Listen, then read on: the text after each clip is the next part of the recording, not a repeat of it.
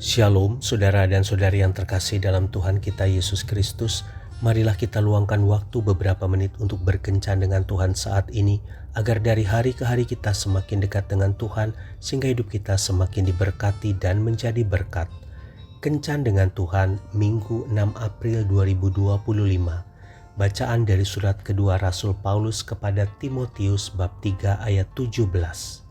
Dengan demikian, tiap-tiap manusia kepunyaan Allah diperlengkapi untuk setiap perbuatan baik. Demikianlah sabda Tuhan, syukur kepada Allah. Saudara dan saudari yang terkasih dalam Tuhan kita Yesus Kristus, suatu ketika ada seorang pemuda bertemu seorang anak yang usianya baru 15 tahun, namun kehidupan yang dijalaninya lebih berat dari yang seharusnya dia jalani sebagai remaja tanggung.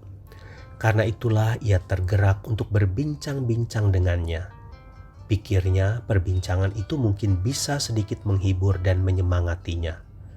Banyak hal yang mereka perbincangkan, dan dari perbincangan itu ada satu hal dari perkataannya yang membuat pemuda tersebut tertegun, yakni pada saat ia menceritakan bagaimana Tuhan menolong dia dan keluarganya. Tepatnya beberapa minggu sebelum perbincangan mereka ini, ia bersama dengan teman-teman sepelayanan yang lain berkunjung ke rumah anak tersebut dikarenakan kabar yang mereka dengar bahwa keluarga anak tersebut sedang mengalami kesulitan ekonomi. Saat itu dana mereka terbatas, sehingga mereka tidak bisa memberi banyak kepada keluarganya. Namun pada malam itu anak itu bersaksi, "Tuhan sungguh menolong saya melalui kakak-kakak. Saya berterima kasih kepada kakak-kakak karena sudah menolong keluarga saya saat itu. Jujur, kalau malam itu kakak-kakak tidak datang ke rumah saya berencana akan mencuri saja supaya adik-adik saya bisa makan. Saya tidak takut tertangkap dan dipukuli, Kak. Tekad saya sudah bulat malam itu. Tetapi ternyata Tuhan membatalkan niat saya itu dengan mengirimkan kakak-kakak ke rumah saya. Saya akhirnya tahu bahwa Tuhan itu hidup, Kak." Sungguh tidak disangka bahwa pemberian yang tidak seberapa saat itu telah membawa dampak baik yang besar bagi seorang anak yang mungkin saja bisa dijebloskan ke balik jeruji besi. Saudara dan saudari yang terkasih dalam Tuhan kita Yesus Kristus, tidak perlu menunggu memiliki lebih jika yang ada pada kita saat ini bisa memberkati orang lain, apalagi bila tepat pada saat dibutuhkan. Kala itu Petrus dan Yohanes pun menolong seorang lumpuh yang duduk di gerbang indah dengan apa yang ada pada mereka.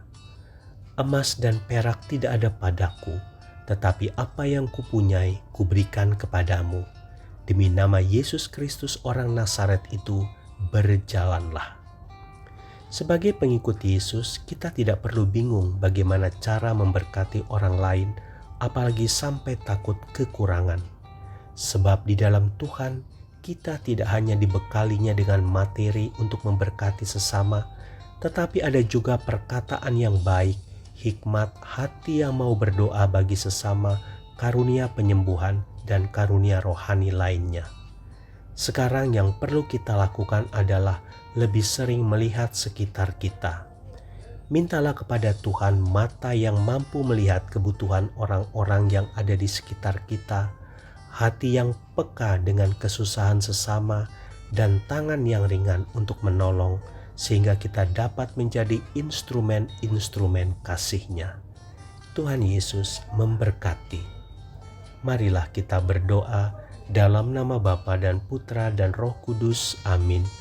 Tuhan Yesus, berikanlah aku mata seperti mata-Mu yang mampu memandang kebutuhan orang-orang di sekitarku dan hati yang mengasihi mereka serta tangan yang rela untuk menolong. Amin. Dalam nama Bapa dan Putra dan Roh Kudus. Amin.